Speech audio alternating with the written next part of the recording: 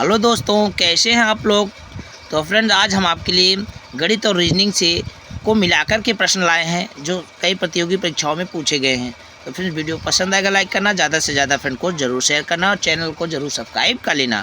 तो पहला क्वेश्चन लिए हैं फ्रेंड्स, कह रहा है यदि किसी त्रिभुज की ऊंचाई में 40% की कमी हो जाती है और इसके आधार में 40% की वृद्धि हो जाती है तो त्रिभुज के क्षेत्रफल में क्या प्रभाव पड़ेगा। विकल्प आपके सामने है, ठीक है। तो फ्रेंड्स याद रखना, अगर कमी और वृद्धि आ जाए या वृद्धि आ जाए या कमी आ जाए तो सबको हम क्या करते हैं, मान लो R1 हो गया, जो रेट है कितना पड़ा 40% क्या हो रहा है, वो 40% कमी हो रहा है, मान लो माइनस में समझ लो। R2 मान लो क्या है, वृद्धि हो रहा है 40%, लिख लो ये प्लस में रहेगा। सूत्र आप जानते हो कि R1 प्लस R2, ठीक है, प्लस R1 इंटू R2, ठीक है। ये आप सूत्र जानते हो, बटा में 100 आप सूत्र ये जानते। तो फ्रेंड्स अब क्या करेंगे, इनको एज इट जैसे है वैसे रखो। R1 के स्थान पे -40 रख दो, ठीक है, प्लस R2 के स्थान पे +40 लिख दो, प्लस R1 -40 है, गुणा R2 40 है, प्लस का बटा में 100 कर दो, ठीक है, ओके। तो फ्रेंड्स अब क्या करेंगे, अब ध्यान दो जाए, प्लस माइनस है तो कैंसिल हो गया, ठीक है। अब ये 4 चौक क्या हो जाएगा, 1600 हो जाएगा। कितना हो जाएगा फ्रेंड, ये 4 चौके 1600, ठीक है। तो ये माइनस में 1600 हो जाएगा, बटा में 100 है, तो 0 से 2 जुड़े से 0 कट जाएगा, तो आ गया -16 यानी 16 की कमी हो जाएगी, 16% की कमी हो जाएगी। तो आपका विकल्प डी बिल्कुल ही सही है, ठीक है। आपका जो डी विकल्प है 16% की कमी हो जाएगी, ठीक है। इस अगर यहाँ पर फ्रेंड देखना, अगर दोनों में वृद्धि होता तो यहाँ प्लस जैसे है प्लस लगा के हल कर देते, ठीक है। अगर दोनों में अगर कमी होती तो दोनों में माइनस लगा के हल करते, और एक में कमी और एक में वृद्धि है तो मैंने दिखाई दिया। इस तरह से क्वेश्चन को लगाना है, बिल्कुल भी घबराना पैनिक नहीं होना है। नेक्स्ट क्वेश्चन देख लेते हैं, रीजनिंग का प्रश्न है। तो क्वेश्चन है 8 दोस्त, रीजनिंग का प्रश्न, 8 दोस्त ABCDEFG और H दोपहर के भोजन के लिए एक गोल मेज के चारों ओर एक दूसरे की तरफ मुँह करके बैठे हैं, ठीक है। ए जो है F के सामने है और B के दाएं तीसरे स्थान पर है, ठीक है।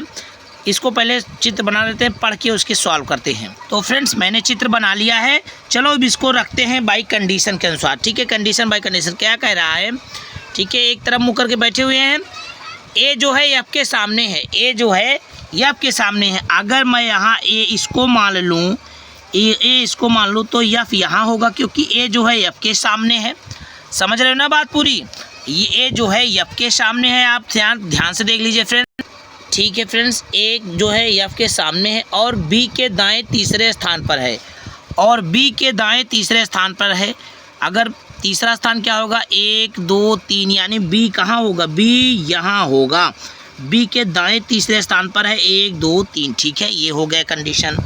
अब यहाँ आगे देखते हैं, G F और D के बीच में है, G जो है F और D के बीच में है, ठीक है। आगे देखते हैं, G कह रहा है F और D के बीच में है, यानी अगर यहाँ D मान लेते हैं तो G F और D के बीच में है, यहाँ होगा जी, ठीक है। ये बात समझ में आ गई, G जो है F और D के बीच में है तो G यहाँ होगा, ओके। आगे देख लेते हैं, H जो है D के बाएं ओर है, H जो है D के बाएं ओर है, D का बायां इधर होगा, H यहाँ है, ठीक है, समझते रहना, ठीक है। D का बायां इधर है, H जो है, अब यहाँ देखा, H जो है D के बाएं ओर है, D के बाएं ओर है, E C और A के बीच में है, E जो है C और A के बीच में है। यहाँ देखो, E जो है C और यहाँ C है, C और A के बीच में E है, ठीक है, यही तो कह रहा है। E जो है C और A के बीच में है, तो C वहाँ मैंने मान लिया, यहाँ मान लिया है C, ठीक है। C के दाएं तीसरे स्थान पर कौन बैठा है, ठीक है, कह रहा है C के दाएं इधर है फ्रेंड्स, ये इधर है, क्योंकि हम ऐसे बता रहे हैं। C के दाएं तीसरे स्थान पे कौन बैठा है, तो पहला दूसरा, यहाँ देखो ये पहला दूसरा तीसरा, तो H बैठा है।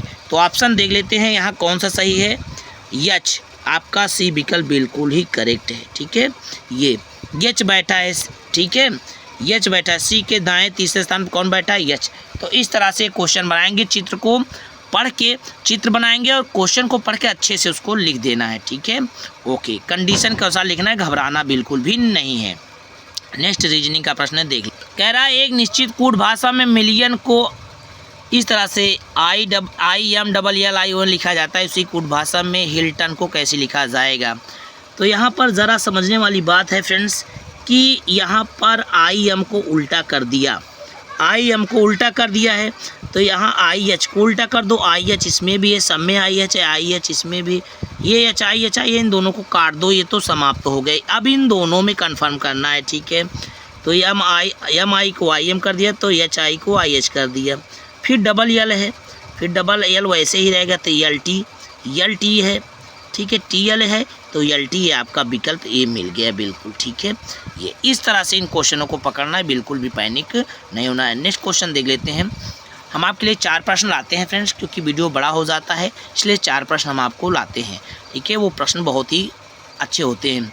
यदि Q का अर्थ जोड़ना है, J का अर्थ गुणा है, T का अर्थ घटाना है और K का अर्थ भाग देना है, तो इसका मान बताइए। क्वेश्चन बहुत बार आया हुआ है, ठीक है, प्रतियोगी परीक्षा में। तो 30 लिख लो।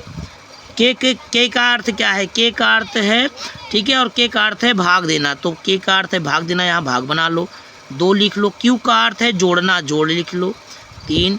J का अर्थ है गुणा, मल्टीप्लाई, ठीक है, तो गुणा कर लो, और यहाँ 6 लिख लो। T का अर्थ है घटाना, लिख लो, और -5 कर दो, बराबर वाट क्या आएगा, ठीक है। तो सबसे पहले हम जानते हैं बोर्ड मास के क्वेश्चन में भाग करते हैं, 2 का भाग 30 में करेंगे तो 15 आएगा। को का भागु जोग या बोर्ड मास इंग्लिश में, ठीक है, ब्रैकेट, ठीक है, of, division, multiply, addition, subtraction, ठीक है। और हिंदी में बोलते हैं को से कोष्टक, ठीक है, का माने गुणा होता है, भा से भाग होता है, भागु गु से गुणा होता है, जो से जो होता है, घास घटाना, को का भागु जोग, ठीक है। और कोष्टक भी 4 प्रकार के होते हैं, बट इसमें कोष्टक तो है नहीं, ठीक है। अब ये प्लस लिख लेंगे, ठीक है, प्लस लिख लेते हैं। अब भाग के बाद किसका आता है, गुणा का भाग आता है, भागु, तो 36 18 हो गया, -5। लेकिन जोड़ आता है पहले, तो 8 5 13, 1 1 2 33, 33 में से 5 घटा दो, 33 में से 5 घटा दो, कितना आएगा, 28 आपका राइट ऑप्शन आएगा, ठीक है, आपका 28 आंसर आ गया है। तो वीडियो कैसा लगा है फ्रेंड्स, इस तरह से इन क्वेश्चनों को लगाना है, घबराना बिल्कुल भी नहीं है। वीडियो पसंद आया है तो लाइक करना, शेयर करना, ज़्यादा से ज़्यादा फ्रेंड को जरूर शेयर करना, चैनल को भी जरूर सब्सक्राइब कर लेना। मिलते हैं नेक्स्ट वीडियो में। जय हिंद, वंदे मातरम।